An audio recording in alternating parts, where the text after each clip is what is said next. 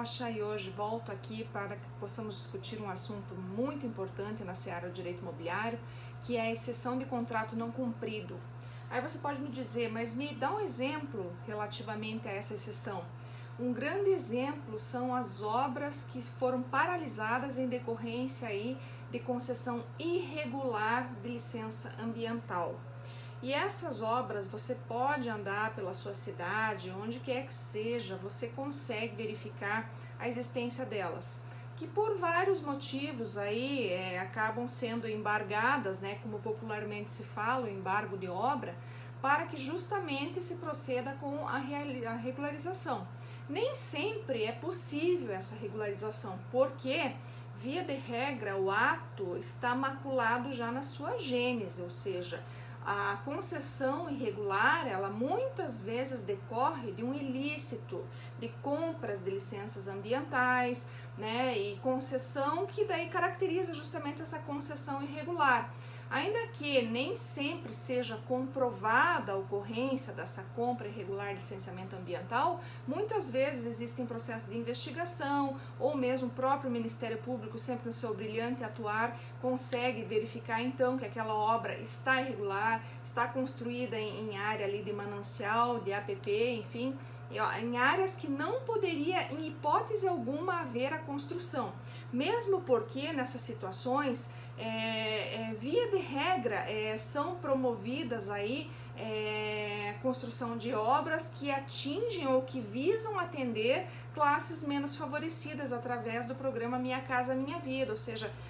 obras imensas são realizadas, ou seja, constroem-se inúmeras unidades visando atender essa classe. No entanto, essas pessoas, após terem aí investido o valor ou os valores correspondentes à economia de uma vida toda, são surpreendidas no andar da carruagem com o embargo da obra.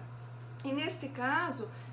ficam totalmente perdidas, sem saber como proceder, porque ao buscar o agente financeiro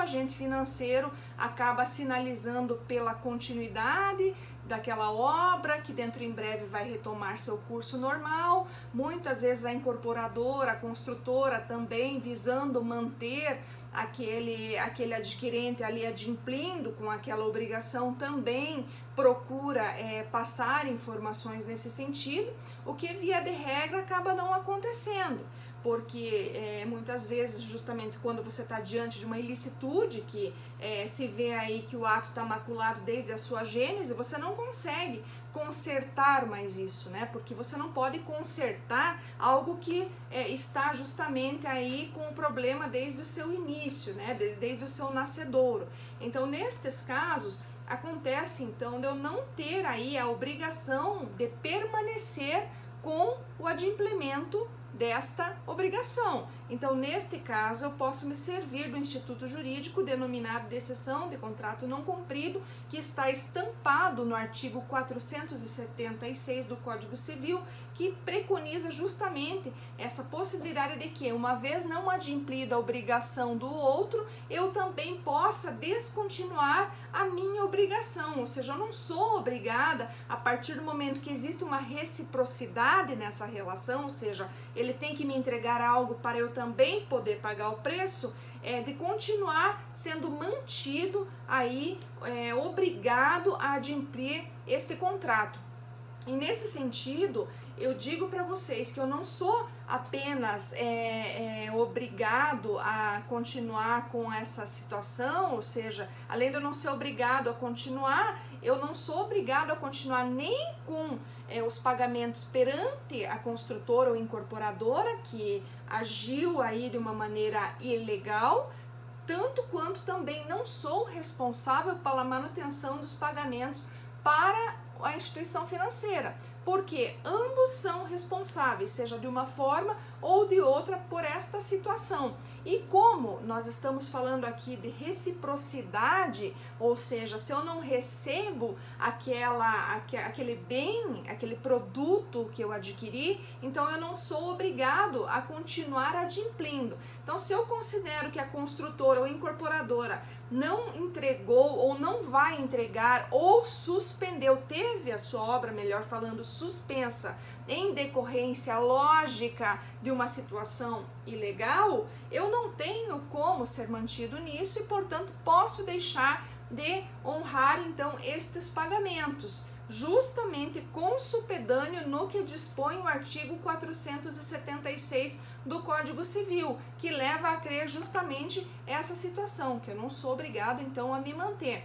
E você pode me dizer, tá, mas aí eu posso então deixar de cumprir, eu vou ter alguma consequência jurídica decorrente desse ato? Na verdade, não. Pelo contrário, você pode justamente ingressar com o teu pleito judicial pedindo para suspender, ou melhor, requerendo a suspensão desses pagamentos, né, e até em sede liminar, para que no mérito então seja julgado o seu pedido de resolução contratual, né, para que você então se desobrigue totalmente daquele contrato, daquelas obrigações avançadas ali no bojo daquele contrato, né, e ao fim possa ter então a restituição dos valores pagos. Aí você também pode me perguntar, tá, mas então, neste caso, Débora, você falou para mim que a instituição financeira também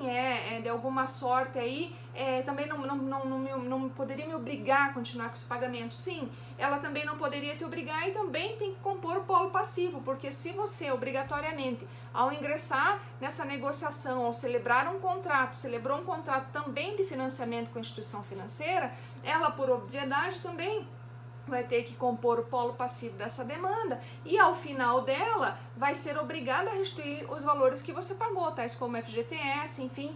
parcelas, muitas vezes aí os famosos juros de obra, né, que são pagos aí enquanto o empreendimento está sendo erguido aí. Então, nestes casos, essa instituição financeira, ela sim seria obrigada a restituir também os valores, tanto quanto a incorporadora construtora que também aí se utilizou dos seus valores, ou seja, que também recebeu aí como pagamento do preço, né, sinal de negócio, enfim, parcelas que foram aí adimplidas ao longo deste contrato. Então, todos os valores que foram pagos nesta negociação deverão obrigatoriamente serem restituídos para você, adquirente de imóvel, né? Imóvel nestes casos. Claro que a partir do momento que você entra com uma ação de resolução de contrato e pede justamente essa restituição desses valores,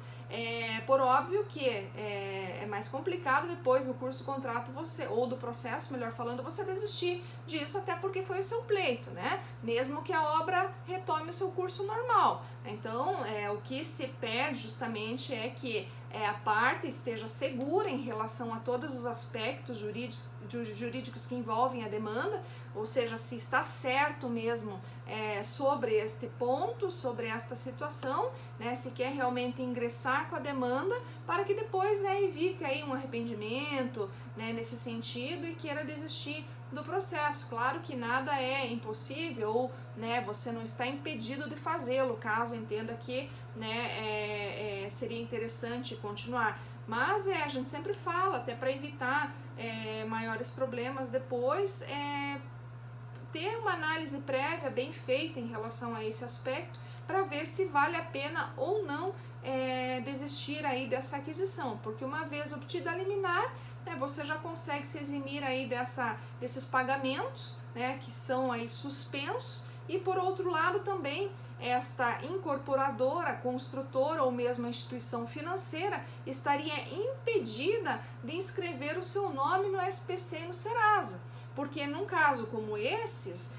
tem-se que, como a gente falou aqui, exceção de contrato não cumprido. Não houve aí o cumprimento da obrigação que se esperava, por outro lado também você não tem a obrigação de continuar aí preso num contrato que não vai se cumprir, né? Não vai aí realmente ter aí a efetividade ou a concretude que se esperava no seu início. Além do mais, nestes casos, cabe ainda o pagamento de indenizações, ou seja, se eu tive aí um problema decorrente de um contrato que não foi cumprido, além de eu ter a oportunidade de ingressar com uma demanda requerendo a restituição dos valores em sede, inclusive até